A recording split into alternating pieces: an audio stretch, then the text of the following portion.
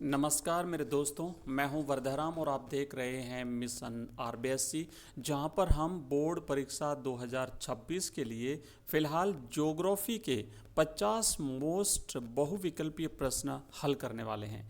इन सभी प्रश्नों के आंसर मैं बताऊंगा। ये मोस्ट इंपॉर्टेंट प्रश्न है जो पिछली परीक्षाओं में पूछे गए हैं। आप ये मानिए ये PYQs हैं, यानी प्रीवियस ईयर्स क्वेश्चन है, और आपको याद होगा कि पिछले वर्षों के क्वेश्चंस में से बहुत सारे प्रश्न रिपीट होते हैं। तो बिना समय गवाए आइए करते हैं शुरू। पहला प्रश्न आपके सामने दिया हुआ है, थोड़ा सा मैं कलर चेंज कर देता हूं, उसके बाद अपन आगे बढ़ते हैं। पहला प्रश्न आपके सामने है कि नव निश्चयवाद यानी कि नॉन डिटरमिनिज्म की संकल्पना किसने दी थी। चार ऑप्शन आपके पास हैं। अगर आपको आंसर पता हो तो फटाफट से इसका राइट ऑप्शन डालते जाइए कमेंट बॉक्स में। तो सही जवाब है बच्चों ग्रिफिथ टेलर। ध्यान देना कि नव निश्चयवाद की संकल्पना ग्रिफिथ टेलर ने दी थी, और जो नव निश्चयवाद है ना, इसे रुको और जाओ निश्चयवाद भी कहा जाता है। आज ही सारे प्रश्न याद कर लेने, क्योंकि अब आपके पास समय नहीं है। 16 फरवरी को आपका एग्जाम है, और 16 फरवरी से पहले हम आपको इसी प्रकार के बहुत सारे मोस्ट इंपोर्टेंट क्वेश्चंस बिल्कुल परीक्षा में छपने वाले प्रश्न उपलब्ध कराने वाले हैं। आइए आगे बढ़ते हैं। दूसरा प्रश्न है कि निम्नलिखित में से कौन सा मानव भूगोल का उप क्षेत्र नहीं है। ऑप्शन 1 व्यवहारवादी, दूसरा है सामाजिक, तीसरा है सांस्कृतिक और चौथा है मात्रात्मक। तो भाई मात्रात्मक भूगोल जो है वो मानव भूगोल का उपक्षेत्र नहीं है, बाकी व्यवहारवादी, सामाजिक और सांस्कृतिक ये सभी मानव भूगोल के उपक्षेत्र हैं। आइए आगे बढ़ते हैं और अगले प्रश्न की तरफ। ये रहा हमारा तीसरा प्रश्न। तीसरा प्रश्न क्या है कि 2001 की जनगणना के अनुसार भारत का जनसंख्या घनत्व कितना था। 2011 की जनगणना के अनुसार, ध्यान रखना, तो 2011 की जो जनगणना है उसके अनुसार हमारा जनघनत्व 382 व्यक्ति प्रति वर्ग किलोमीटर है। याद रखना है 382 व्यक्ति प्रति वर्ग किलोमीटर है। और अगर 2001, हालांकि नहीं पूछा जाएगा, तो उस समय 324 था। पर आपको अगर कंपैरेटिवली याद करते हो ना, तब आपको याद हो जाएगा कि 2001 यानी 10 साल पहले जो है वो 324 था, और उसके 10 साल बाद 2011 में 382 हो गया। 2021 की जनगणना हुई नहीं थी, जो अभी अप्रैल में होने वाली है, तो उसमें जो है वो जनसंख्या घनत्व फिर से बढ़ करके 400-500 के आसपास जा सकता है। आइए आगे बढ़ते हैं। नेक्स्ट हमारा चौथा प्रश्न है कि जनांकीय संक्रमण सिद्धांत की किस अवस्था में जन्म और मृत्यु दर दोनों ही उच्च होती है। तो भाई वो प्रथम अवस्था होती है, क्योंकि प्रथम अवस्था जो है ये एक बहुत ही प्रारंभिक अवस्था होती है, जब जन्म दर बहुत तेज होती है और चिकित्सा सुविधाओं के अभाव में मृत्यु दर भी बहुत उच्च होती है। तो राइट आंसर रहेगा हमारा प्रथम। आपको ये भी याद होना चाहिए कि जनांकीय संक्रमण सिद्धांत की 3 अवस्थाएं होती है। सबसे उत्तम अवस्था जो है वो तृतीय अवस्था मानी जाती है, और सबसे पहली जो अवस्था होती है ये सबसे पिछड़ी और आरंभिक अवस्था मानी जाती है।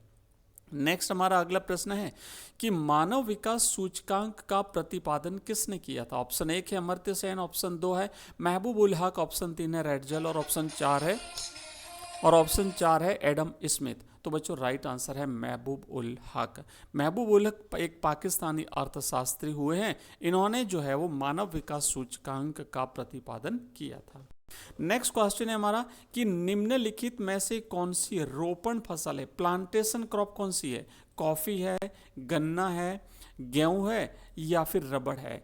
तो बच्चों ध्यान देना कि जो गेहूं है रोपण फसल नहीं है। तो गेहूं जो है ना, गेहूं ये एक बोई जाने वाली फसल है। गेहूं बोया जाता है, और ये आपको याद होगा कि ये रबी की मुख्य खाद्यान्न फसल है, जबकि कॉफ़ी, गन्ना, रबड़ ये सभी जो है वो क्या है, ये सभी रोपण फसलें हैं। नेक्स्ट प्रश्न है कि खट्टे फलों की कृषि किस प्रदेश की विशेषता है। सभी को याद है भूमध्य सागरीय, और ये क्षेत्र विशेष रूप से अंगूर की खेती के लिए जाना जाता है। नेक्स्ट है कोल खोज या कोलक खोज क्या है।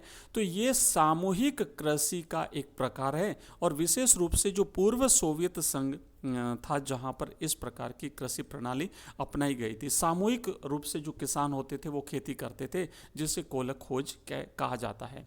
नेक्स्ट है विनिर्माण किस क्रियाकलाप के अंतर्गत आता है। तो ये द्वितीय क्रियाकलाप के अंतर्गत आता है। ध्यान देना, प्राथमिक क्रियाकलाप कृषि और कृषि कार्य से, या यूँ कह सकते हैं प्रकृति पर निर्भर जो होता है वो प्राथमिक होता है, द्वितीयक में विनिर्माण आता है, तृतीयक में जो सेवा क्षेत्र आता है, और चतुर्थक में उच्च स्तर की सेवाएं आती हैं। ठीक है, अगला प्रश्न देखो, नेक्स्ट है कि इसमें कच्चे माल का रूप जो है वो बदला जाता है द्वितीयक विनिर्माण में। अगला क्वेश्चन हम करेंगे, रूर कोयला क्षेत्र किस देश में स्थित है? तो रूर कोयला क्षेत्र जो है वो जर्मनी में स्थित है बच्चों। सही जवाब है आपका ऑप्शन बी। यह यूरोप का एक प्रमुख औद्योगिक क्षेत्र है और ये रूर वाला निश्चित रूप से प्रश्न पूछा जाएगा, इसलिए आप लोग याद रखना है इसे। इंपॉर्टेंट प्रश्न है, जो इंपॉर्टेंट बता रहा हूँ वो वास्तव में इंपॉर्टेंट है, आप इसे नोट कर लीजिए। अगला क्वेश्चन है कि फुटलूज उद्योग, फुटलूज इंडस्ट्री की क्या विशेषता है? तो ये कहीं पर भी स्थापित किए जा सकते हैं। ध्यान देना, फुटलूज अच्छी तरह से याद करना है, ये कहीं पर भी स्थापित की जा सकती हैं और यह किसी विशेष स्थान से बंधा हुआ नहीं होता है। तो राइट आंसर जो है वो इसका है कि ये कहीं भी स्थापना इसकी संभव है। अगला प्रश्न है, निम्नलिखित में से कौन सा तृतीयक क्रियाकलाप है? खेती है, बुनाई है, व्यापार है या आखेट है? तो व्यापार है, क्योंकि ये तो सेवा क्षेत्र से रिलेटेड है ना, सर्विस सेक्टर में जाता है, तो व्यापार जो है वो तृतीयक क्षेत्र में जाने वाला है। अगला क्वेश्चन है हमारा कि विश्व का सबसे लंबा रेल मार्ग कौन सा है? तो ट्रांस साइबेरियन रेल मार्ग है। ट्रांस साइबेरियन, मैं आपको एक भूगोल का जो मैप है ना, मानचित्र अवेलेबल कराऊंगा, तो उसमें हम देखने वाले हैं कि ट्रांस साइबेरियन का पूर्वी छोर कौन सा है, ट्रांस साइबेरियन रेलवे का पश्चिमी छोर कौन सा है, क्योंकि ये मैप में पूछे जाने वाले प्रश्न हैं। और बाकी जो जितने भी रेल मार्ग हैं, है ना, ग्रेट कनेडियन रेल मार्ग, ऑस्ट्रेलियन, ये सारे हम करेंगे, तो ये आपको नेक्स्ट क्लास जो है वो मिल जाएगी। अगला क्वेश्चन है कि पनामा नहर किन दो महासागरों को जोड़ती है? पनामा नहर प्रशांत महासागर और अटलांटिक महासागर को जोड़ती है। ध्यान देना है, ये उत्तरी अमेरिका और दक्षिण अमेरिका के बीच में स्थित है, और या फिर ये मध्य अमेरिका में स्थित है, उत्तरी और दक्षिणी के दोनों के बीच में। ओपेक का मुख्यालय क्या है? ओपेक जो है ये जो तेल उत्पादक राष्ट्र हैं उनका यहाँ पर जो उनका मुख्यालय है ये वियना में है। वियना जो है वो ऑस्ट्रिया की राजधानी है, ऑस्ट्रिया की राजधानी है। नेक्स्ट क्वेश्चन है हमारा कि विश्व व्यापार संगठन का मुख्यालय कहाँ है? तो जेनेवा में है, जेनेवा स्विट्जरलैंड में है। थोड़ा फुर्ती से हम, ताकि ज़्यादा से ज़्यादा प्रश्न हल कर सकें, इसलिए मैं जल्दी आगे बढ़ रहा हूँ। भारत में सबसे पहली संपूर्ण जनगणना कब हुई थी? तो 1881 में हुई थी। ध्यान देना, संपूर्ण पूछा गया ना, तो 1881, और अगर भारत में सबसे पहली जनगणना कब हुई थी अगर पूछा जाता है तो आपको 1872 आंसर राइट करना है। ध्यान देना। नेक्स्ट, और उस समय लॉर्ड रिपन का कार्यकाल था। भारत में पुरुष प्रवास का मुख्य कारण क्या है? तो काम और रोजगार। काम और रोजगार के लिए भारत में पुरुष जो है वो एक स्थान से दूसरे स्थान पर विशेष करके शहरों की ओर पलायन करते हैं आजीविका कमाने के लिए। नेक्स्ट है, गैरिसन नगर यानी गैरिसन टाउन का संबंध किससे है? तो जो छावनी क्षेत्र होते हैं जहाँ पे सेना रहती है उसे गैरिसन कहते हैं। इनका कार्य सुरक्षा से जुड़ा हुआ होता है, जैसे भारत का अंबाला नगर जो है वो एक गैरिसन नगर है।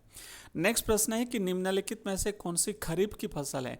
खरीफ की फसलें जिनकी बुवाई मानसून में की जाती है, तो ध्यान देना कि यहाँ पर चावल जो है ना ये खरीफ की फसल है, बाकी गेहूँ है, चना है, सरसों है, ये सभी सरसों है, ये सभी रबी की फसलें हैं। ध्यान देना। नेक्स्ट है, भारत में कॉफ़ी का सबसे बड़ा उत्पादक राज्य कौन सा है? तो भारत में कर्नाटक में कॉफ़ी सबसे ज़्यादा उत्पादित होती है। और मोस्ट इंपोर्टेंट प्रश्न है, आप लोग इसे याद करेंगे। कुर्ग और चिकमंगलूर इसी राज्य में स्थित हैं। नेक्स्ट प्रश्न है कि अमन, ओस, बोरो किस फसल की किस्म है? इंपॉर्टेंट है, याद कर लेना, ध्यान देना, परीक्षा में आ सकता है। तो ये जो है वो चावल की किस्म है और ये पश्चिम बंगाल में उगाई जाती हैं। चावल की किस्में, ध्यान देना, chawal is the right answer, B. अगला प्रश्न है कि जल किस प्रकार का संसाधन है? तो ये एक चक्रीय संसाधन है। चक्रीय का मतलब होता है कि इसका विभिन्न रूपों में उपयोग हो सकता है। और नेक्स्ट प्रश्न है, भारत में पहला सफल सूती वस्त्र कारखाना कहाँ स्थापित हुआ था? तो ये मुंबई में स्थापित हुआ था। 1854 में इसकी स्थापना हुई थी। और हमारा 25वां प्रश्न आपके सामने है कि बोकारो इस्पात संयंत्र किस देश के सहयोग से स्थापित हुआ था? तो ये रूस के सहयोग से स्थापित हुआ था। ध्यान देना, ये सार्वजनिक क्षेत्र का एक उपक्रम है और स्टील का उत्पादन यहाँ पे होता है। तो ये हमने 25 प्रश्न किए, टोटल हमारे पास 50 प्रश्न हैं जो हम 2 भागों में करेंगे। तो इसका जो सेकंड पार्ट है वो आपको नेक्स्ट मिलेगा, बहुत ही जल्दी अगले भाग में हम इसके बचे हुए प्रश्न करेंगे। अगर आप नए हैं चैनल को सब्सक्राइब करेंगे। इसी प्रकार की बोर्ड एग्जाम्स की अगर आप तैयारी करना चाहते हैं, मॉडल पेपर्स चाहते हैं, कंप्लीट कंटेंट चाहते हैं, इंपॉर्टेंट क्वेश्चंस चाहते हैं, तो आप इस क्लास को लाइक करेंगे, दोस्तों के साथ शेयर करेंगे, इस वीडियो को हाइप करेंगे, चैनल को सब्सक्राइब करेंगे। लाइव क्लास के लिए शाम को आज लाइव क्लास हम लेने वाले हैं 8 बजे, जहाँ पर हम इंग्लिश कंपलसरी पढ़ने वाले हैं। तो आप लोगों का स्वागत होगा। मिलते हैं अगली क्लास में, तब तक के लिए जय हिंद, जय भारत।